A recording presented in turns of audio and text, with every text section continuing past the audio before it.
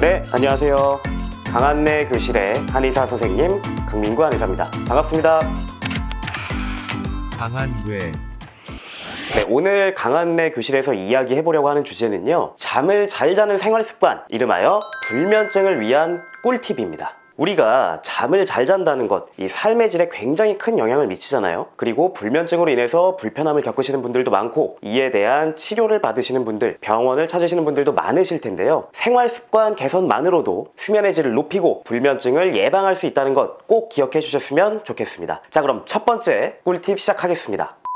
첫 번째, 규칙적인 생활하기. 사실 이 규칙적인 생활하기라는 거 우리 너무나 당연하게 알고 있고, 하면 건강에 좋을 거라는 거 누구나 잘 알고 있습니다. 하지만 수면, 특히 불면증을 예방하는 데 있어서는 그만큼 중요하기 때문에 당연한 말씀을 제가 한 번 더 강조를 하는 건데요. 규칙적인 생활이라 함은 일단 자는 시간, 일어나는 시간을 날마다 다르게 하는 것이 아니라 일정하게 유지를 하는 겁니다. 잠자리에 드는 시간, 일어나는 시간을 비슷하게 고정하고 식사하는 시간까지 비슷하게 해주시면 더욱 좋습니다. 왜냐하면 우리 몸에는 생체 시계가 있어서 빛을 보고 밥을 먹고 잠을 자고 하는 것들을 통해서 24시간을 일주기로 설정하는 생체 시계가 내장이 되어 있거든요. 근데 이 생체 시계가 잠을 자거나 밥을 먹는 시간이 오락가락 하게 되면 얘도 이 지금 시간이 몇 시인지 자꾸 헷갈리기 시작합니다. 그러다 보면 잠을 자야 될 시간에 재우고 일어나야 할 시간에 깨우는 생체 시계로서의 기능이 떨어지고, 그러면서 불면증이 유발될 수 있기 때문에 규칙적인 생활을 통해 우리 몸의 생체 시계를 제대로 기능하게끔 도와주는 것 굉장히 중요하니까 꼭 기억해 주시고요. 만약 내가 어쩔 수 없이 환경에 의해서 생활 환경이 좀 뒤죽박죽해졌거나 잠자는 시간, 일어나는 시간이 날마다 유동적일 수밖에 없다 하시는 분들, 혹은 이미 생체 시계가 조금 고장난 것 같다, 시차가 왔다 갔다 하면서 조금 힘들어진 것 같다 하시는 분들은 낮에 햇볕을 최대한 많이 쬐는 것도 도움이 될 수 있습니다. 햇볕을 쬐는 것은요, 우리 생체 시계를 고칠 수 있는 가장 효율적이면서도 좋은 방법입니다. 우리 피부에 있는 이 광수용체는요, 햇볕을 쬐므로 인해서 지금이 낮이다, 심지어는 세분화되어 지금이 아침이다, 낮이다, 저녁이다까지 판단을 할 수가 있기 때문에 야외 활동을 통해 햇볕을 쬐면 자연광을 쬐므로써 우리 생체 시계에게 현재의 시간 정보를 알려주는 것 굉장히 중요합니다.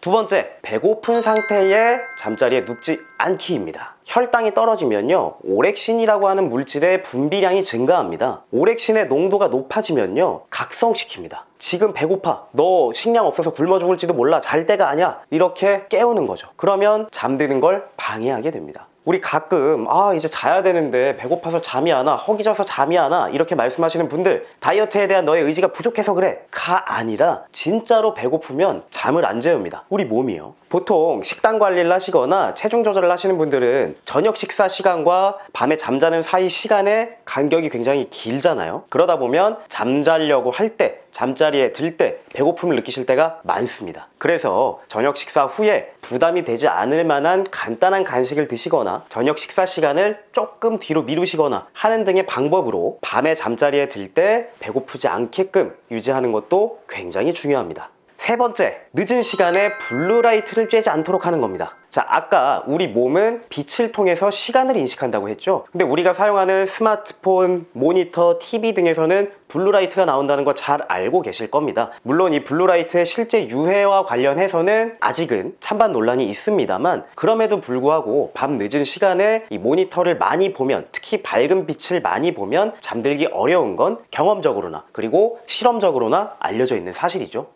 따라서 늦은 시간에는 최대한 이 전자기기 보는 것을 줄이는 게 좋고요. 밤에 잠자리에서 휴대폰 하는 습관 최대한 안 하시는 게 좋겠죠. 어쩔 수 없이 업무 때문에 늦은 시간에 컴퓨터나 스마트폰을 사용하셔야 한다면 블루라이트를 차단하거나 밝기를 조절해서 사용하시는 것을 권장합니다.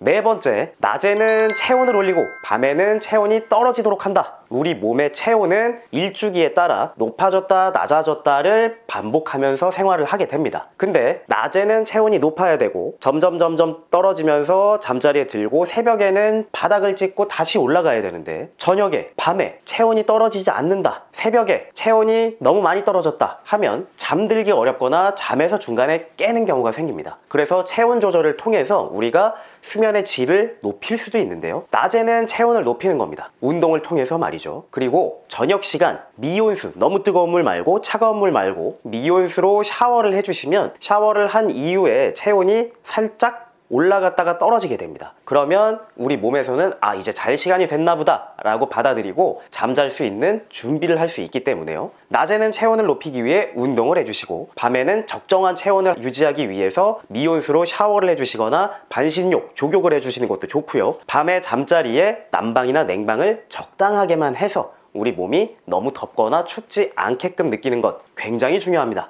5번째, 호흡을 조절해라 입니다. 우리가 잠을 잘 못 자게 되는 이유 중에 큰 것, 걱정이 많아서 불안해서 긴장하다가 잠을 잘 못 이루는 경우 많으실 텐데요. 자려고 누우면 전날 있었던 일들, 다음날 예정되어 있는 일들 걱정을 하다 보면 생각이 꼬리에 꼬리를 물면서 잠을 못 자고 점점 긴장하다가 깨버립니다. 특히 평상시 생활할 때 목, 어깨에 근육 뭉침이 잘 나타나시는 분들, 가슴이 답답하거나 숨 쉬는 게 편하지 않다고 느끼시는 분들, 두근거림을 종종 느끼시거나 머리나 얼굴에 열감이 있거나 두통, 어지럼증 잘 나타나시는 분들도 신경 쓰셔야 되는 부분, 바로 호흡을 건강하게 유지하는 것입니다. 우리 호흡은요, 긴장을 하거나 숨이 가빠지거나 빨라지면 들쑥날쑥해집니다. 그게 무슨 말이냐? 원래 우리 호흡은요, 몸통이 고정이 되어 있는 상태에서 흉곽으로 앞뒤로 커졌다, 줄어들었다, 부풀었다, 움츠러들었다 하면서 호흡을 해야 합니다. 근데 운동을 하거나 숨이 가빠지면 이 호흡을 더 빨리, 더 크게 하기 위해서 목과 어깨 근육들, 즉 호흡 보조근들이 작용을 하여 위아래로 들썩거리는 호흡을 하게 되죠. 물론 이건 보조적으로 호흡량을 빠르게 많이 하기 위해서 도움이 될 수 있지만 장기적으로는 이 목과 어깨의 보조근이 아닌 흉곽과 몸통에 있는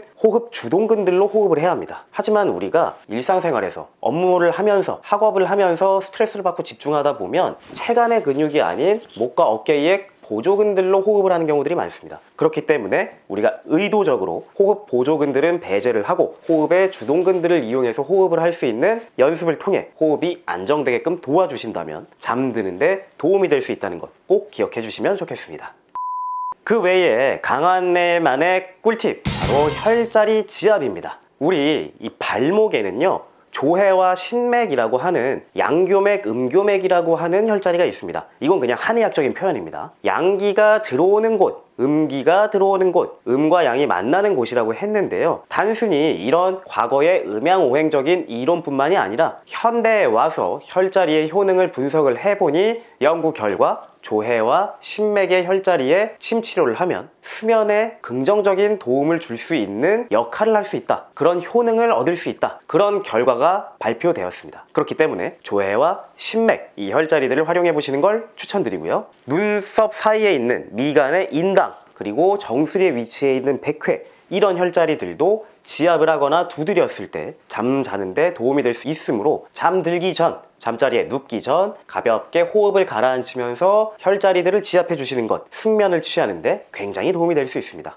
또한 여러분들이 간과하실 수 있는 것, 만성 통증도 불면에 영향을 줄 수 있습니다. 어디가 불편하거나 아픈데 아 이거 뭐 괜찮겠지 하고 넘어가시지 마시고, 통증이 오래됐고 밤에도 자꾸 신경 쓰이신다면 그 통증에 대한 치료가 필요하다는 것, 또 비염이나 두통과 같이 수면의 질을 저하시킬 수 있는 다른 질환들, 정신과적 문제, 우울, 불안, 강박, 공황장애, 이런 증상들에 대한 치료 역시 수면의 질을 높일 수 있다는 것 꼭 기억해 주셨으면 좋겠습니다.